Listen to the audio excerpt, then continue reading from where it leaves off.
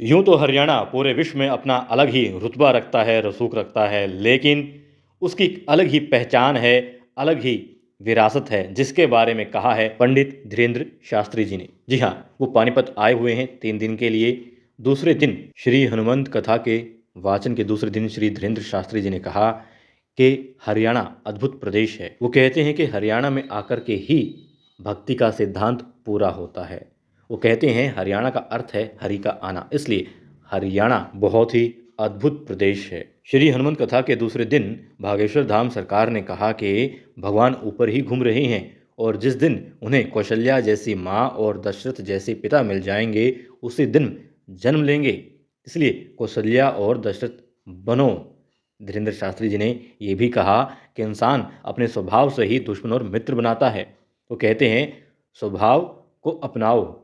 उन्होंने कहा, जी हाँ, श्री बागेश्वर धाम सरकार धीरेन्द्र शास्त्री जी ने कहा कि 3 प्रकार के लोग जीवन जीते हैं, एक भाव में, दूसरे अभाव में और तीसरे प्रभाव में। इन्हीं अपेक्षाओं के साथ ही कोई किसी के पास जाता है, कोई अभाव में जाए तो उसका सहयोग कर देना, कोई भाव में आए तो उसे प्रेम देना और कोई प्रभाव में आए तो उसे स्वभाव दिखा करके भेज देना। और अच्छा स्वभाव ही जीवन भर के लिए मित्र बनाता है।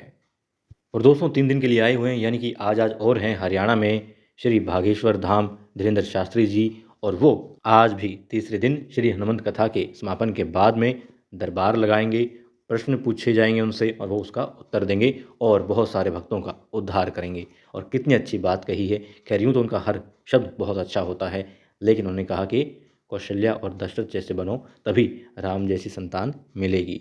यानी हम अच्छा तो चाहते हैं मगर अच्छा करते नहीं हैं, अच्छा करेंगे तभी अच्छा फल भी प्राप्त होगा।